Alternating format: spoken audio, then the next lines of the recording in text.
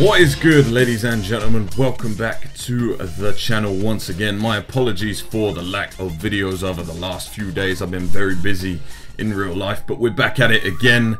And you'll remember a few weeks ago I dropped a video named Win Some, Lose Some, because sometimes you win some and sometimes you lose some. But this video is called Lose Some, because sometimes you lose some and then you lose some more, but you still have a good game, and basically that's the theme of this video. So I had a few good games and just simply could not get the win no matter what we tried. I was platooned with Cranky for a few of these as well, I think, and yeah, just no matter what we did, no matter how good we did, no matter how good we played, we did not manage to secure the win. So for the first game, we are here on Pearl River, and I'm taking out the Tier 8 American medium tank, the M26 Pershing, one of my favorite tanks in the game because it has just a combination of everything that I like. 10 degrees of gun depression, a strong turret, and ridiculous sorry, I thought I was going to take a shot at that Carnarvon there, but it has ridiculous premium ammunition in the form of 286, is it sorry, it's 268 millimeters of penetration on its APCR rounds, which is absolutely ridiculous. And against tier 10s, it just doesn't struggle. If you need them, they are there, and it's just a great tank to have and enjoy. So we are here in the middle of Pearl River, and it's getting very busy, so I'm going to move around to the right hand side now that the light tank has been taken out over here, because I should be able to get myself some flanking shots into all of these tanks who are still lurking around the enemy spawn area, as well as the guys to my right hand side who are pushing down in the valley. So taking a look at this Oho right here, we did load some premium shells for him because that tank is just ridiculously well armored, but even in the side of his turret cheek, this Pershing's APCR shell bounced straight off of him. But we're going to go for it again, and that time it goes through and we get a nice roll of 246 while our allies are busy taking him out as well. I'm trying to light up the IS-3. Didn't manage to get the kill shot on the Oho there, but there's an IS-3 back in their base, but for some reason he's not popping up right now. One of the great things about the Pershing is that it does have 400 meters of view range, and for a tier 8 medium tank, that's kind of ridiculous. Did we get another shot into another Oho while on the move? I do rock vertical stabilizers on my Pershing, as I do so with all of my medium tanks, to make shooting on the move a much better experience, but some tanks are better at it than others, and we do manage to kill the Oho. So now we've got two Conquerors to be dealing with over here, so we are going to give our teammates some support in taking these guys out. Currently the score is 3-6, so the enemy team are ahead in terms of kills, now 3-7. We're creeping up behind these Conquerors, and we're going to get some nice juicy shots into the Conqueror's booty. He's not going to turn around and shoot at me, which is great. It's just going to allow me to take another shot into him. Take a shot straight through his side armor for a nice roll of 272. Seems the Carnarvon next to me wants to get busy as well. We're going to get another shot into his side. But then here's where the trolliness of this game decides to overrule me. So I'm aiming at his lower plate, but of course that one hits his track somehow, and then he gets a shot into me anyway. But we take a nice shot into his lower plate that time around. Unfortunately, it did low roll for 221, so we didn't manage to get the kill. But the Carnarvon finishes him off, meaning we don't take another hit of damage. So we're up to 8 hits of damage so far, with one enemy tank killed. We're trying to get up behind the other Conqueror, who has got himself in the middle of the map here. And we get a nice shot into his booty as well for 253. So that is this engagement on this side of the map finished off so far. Cranky is busy defending our cap circle from the enemy team who have pushed over there. The scores are slightly more level now, because it is 7-9 swaying towards the enemy team. And we are going to push over to this side as well to try and get some shots into the enemy tanks that are over in this direction. But we nudged the T-32 on the way, which slowed us down slightly. But he did say sorry. It wasn't really his fault. It was probably just my poor driving, as always. I'm like an awful driver on this game, but I don't care. I'll make up for it for having good games every now and then. We're going to try and get the kill on this T-34 too. Aiming, and of course, that one into his side just does track damage. But we're going to try and light him up again. There's a 432 pushing towards our cap circle. Unluckily, do get a bounce off his side armor, but the Pershing's normal AP ammo isn't all that great, and we do bounce off him again there, which is just ridiculous.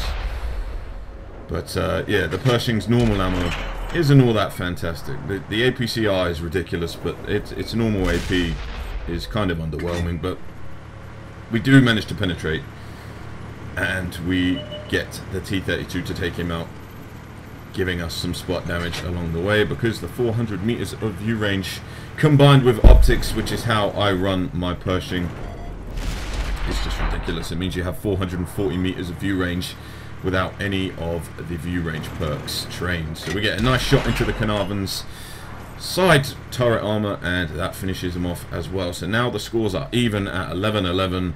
I have 11 hits of damage with 2 kills. Cranky is dealing with this tank destroyer over on our cap circle, but we are going to lend him a hand. It is a Jagdpanther 2, aiming for his lower plate. Don't really know where that shot went, but I kind of did snap the shot. My reticle wasn't as small as it could have been, but now we've got his side armor.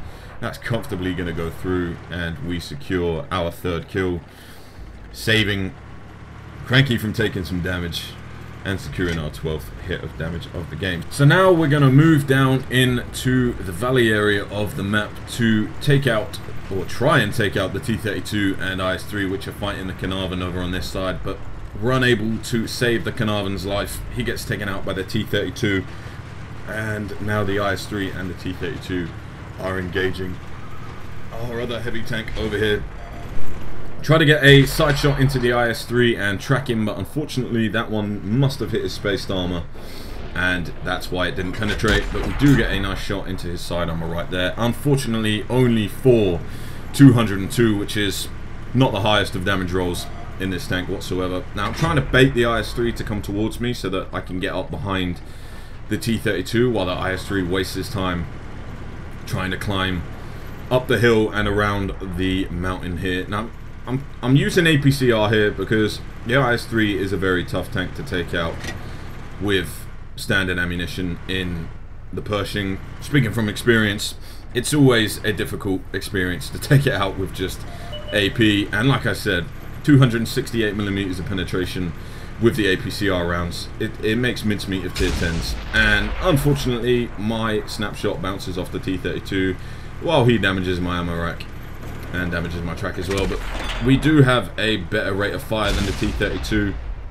but he can hit us for a bigger amount of damage. That one, or this shot here, okay, wait for this one here. This one could kill him if it high rolls, but of course it rolls for 226.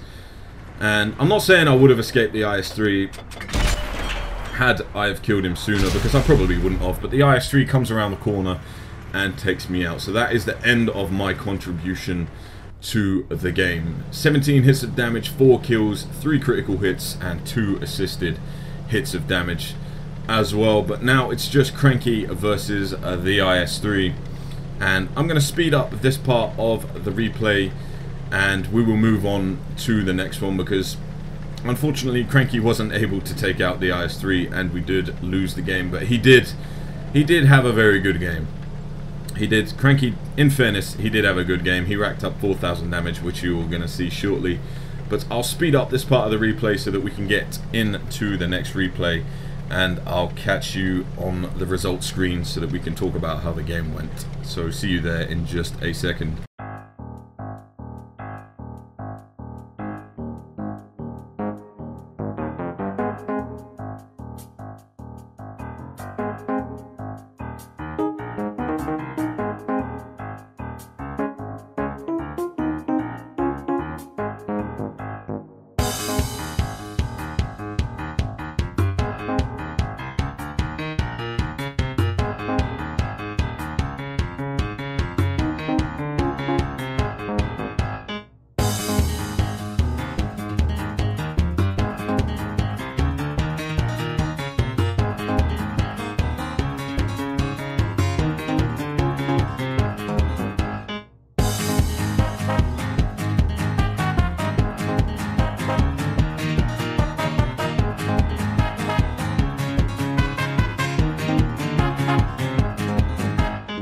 Okay, that is the end of the game, and of course it did end in a defeat because Cranky simply wasn't good enough to take out the IS-3, lol, but nah, seriously, that was a decent game. 3,715 damage done is a very respectable score for a tier 8 medium. 17 penetrations, 4 kills, and like I said, Cranky did pull out a respectable game of 4,000 damage done in the motherland, but it just wasn't enough. So we will move on to the second game, and I will catch you guys there momentarily. Let's get into it.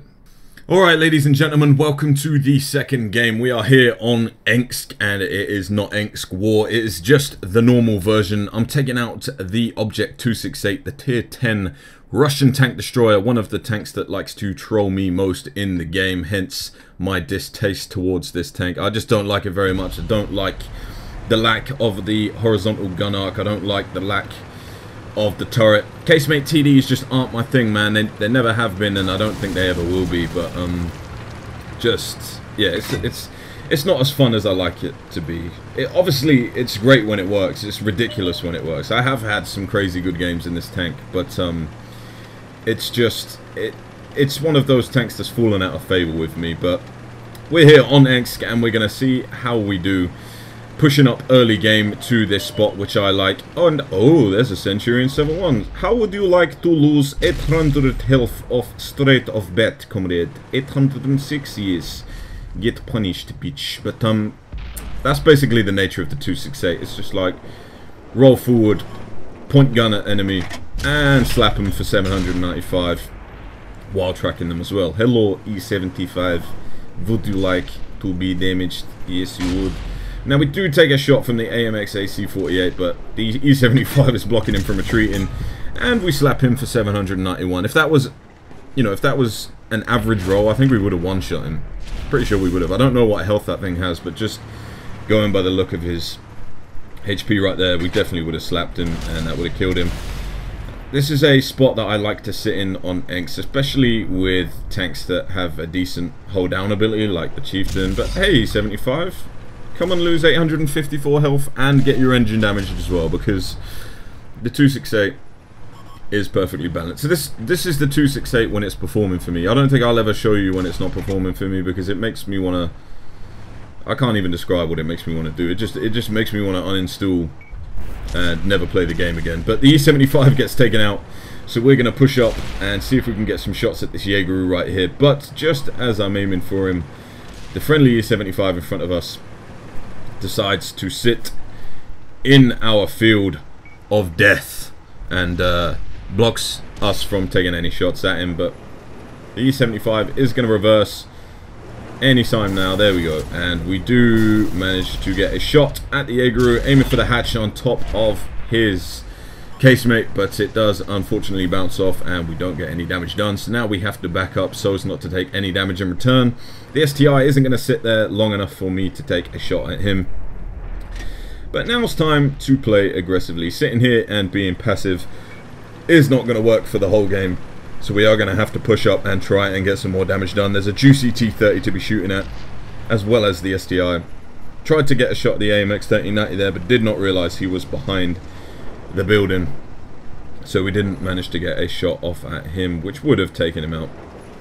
But 4 enemies spotted so far, 4 hits of damage done, and 2 critical hits in the form of a tracking assist on the E75 and damage his engine. Then we slap the STI for 874, which of course is balanced. There's an E50M and a Centurion Action 10 right here. The Action 10 thinks about poking around the corners to take a shot on me, but he doesn't want to lose half of his health in one shot, so he decides otherwise. And I'm going to aim for the E50M instead, just trying to wiggle my tank around to try and get a shot at him, because he's shooting at our friendly 215B over on our left hand side here. Now I'm posting up, hoping that the E50M is going to back up enough for me to get a shot through his turret, or indeed his lower plate.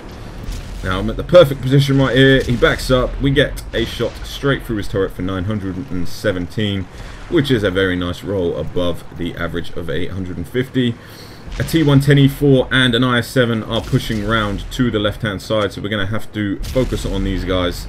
I get a nice shot through the IS-7's lower plate for 794. Again, unfortunately, below the average damage roll, and do have a heat round loaded here because the Jaegeru is going to push around. I snap the shot at the E50M, but I don't manage to get the kill. He backs up just in time. I was expecting the Jaegeru to come around the corner and shoot at me, but he derps his shot into the T30, and I have a heat shell loaded, so I'm going to be able to go straight through his casemate. It's just a case of the T30 being in the way at the moment, but he backs up and we get a shot through, finishing the Jaegeru off. Now the problem is that there are 2 enemy tanks on our base right now, and we have 2 mediums on our team, 2 tier 10 mediums, who should be heading back to the base at the moment to try and reset the cap.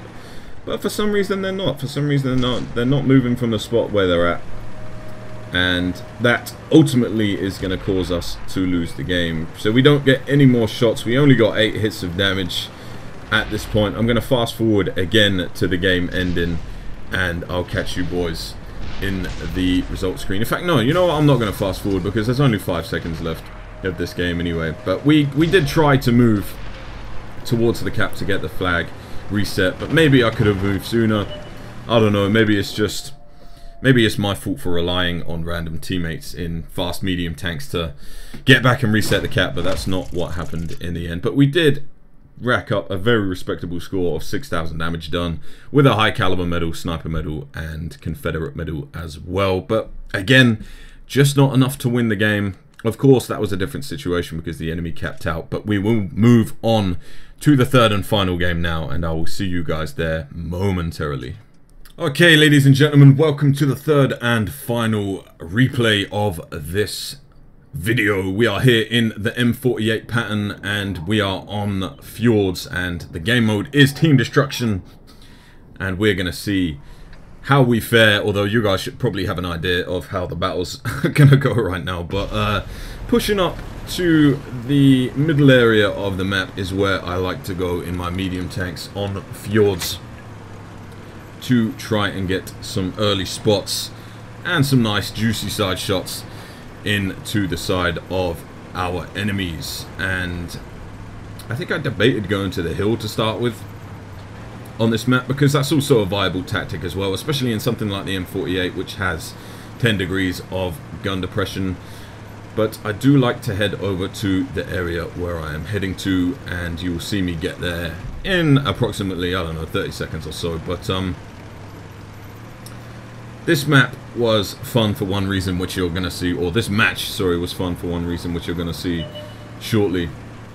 But I was heading over to the hill, and then the enemy did get spotted in the middle here, and I mean, it's just far too easy for me to shoot at a Tiger 2 and do damage while he's in the open like that. So we're just going to have to punish him. It's just what has to be done. The Tiger 2 is going to get punished again, but unfortunately that only did track him. And of course the M48's armor is trash, which allows the the Tiger 2 to go straight through my turret armor. Now we got the side of an M103 here. Did do damage to him, and we took a bounce off of something. The M103 is aiming at us, but we are going to be able to get another shot into him before he can retaliate. So we're up to 3 hits of damage so far, and 3 critical hits as well. I think that's where we've damaged some tracks on the enemies. And this is a nice spot because, I mean, look at all these juicy side shots that you get. There's another one into the Jaegeru. And is he going to point my way? He's not pointing my way, so we do manage to get another one there, but that one unfortunately must have went slightly wayward, and it didn't go to where I wanted to hit him. But now we have a Conqueror pushing over this way. My shot on the move did not go where I wanted it to. Conqueror is going to hit me again, but we did wiggle, and he only damaged our tracks. And our shot on the move did damage his ammo rack, so I'm pushing up here to get another shot into him, straight into his lower plate. He damages my track again, so he must have repaired his ammo rack because he would not have hit me that soon had it have still been damaged. But we damage it again, unfortunately taking a hit from a Tiger 2 who was pushing over the ridge. Now, in fairness, I think I'm playing a bit far too aggressively here. Far too aggressively. I'm in a medium tank that doesn't have the greatest of armor, and I probably could have waited until we had some support around us, like this U100 and the Lerva, who are moving into position now. But the score of the match is already 0-7 towards the enemy team, so my team have just been diabolical so far. It's just been an absolute wipe, and there's really nothing we can do about it. At this point, it's just damage control. It's just going to be seeing how much damage I can get done before the enemy wipe us out. Unfortunately, that shot bounces off the side of the Conqueror's well-angled hull, but then the E100 manages to take him out. So I noticed that the enemy are pushing over this way. I'm going to have to switch my attention to see if I can get some more damage done. Trying to aim for the T-62A, but then a T-10 pops up, and... Well, I mean, it couldn't have gone any better if I wanted it to right there. Full health ammo rack on the T-10. I mean, that's going to make me happy regardless of the score. I managed to track the waffle, meaning he doesn't have the gun depression to hit me, and we take him out. The WZ-131 is rushing me along with the Pershing.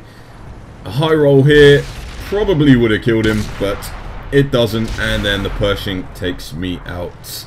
But 12 hits of damage, 2 kills, 10 critical hits. With the assistance of the ammo rack, that was very favourable. I mean, that ammo rack meant that I was able to have a decent game and close the game out nicely with 5,500 damage. And it's always nice to get a full health ammo rack. But now I'm going to skip to the results screen because it's just the E100 hanging on. And I don't really want to just let you guys watch this guy struggle against all the enemy tanks that he had to go up against. So we will fast forward to the results screen, and I'll see you there in a second. Alright, ladies and gentlemen, so that is the end of the battle. We did pick up 5,500 damage as well as 2.5k blocked. But that is going to be it for the video. Sometimes you lose some, and then you lose some more, and then you lose some more. But I hope you guys did enjoy, as always, and I'll catch you in the next video. I've got some dope guest replays coming out very soon, so I'll see you in those. Until then, have a great day. See you next time, and peace out.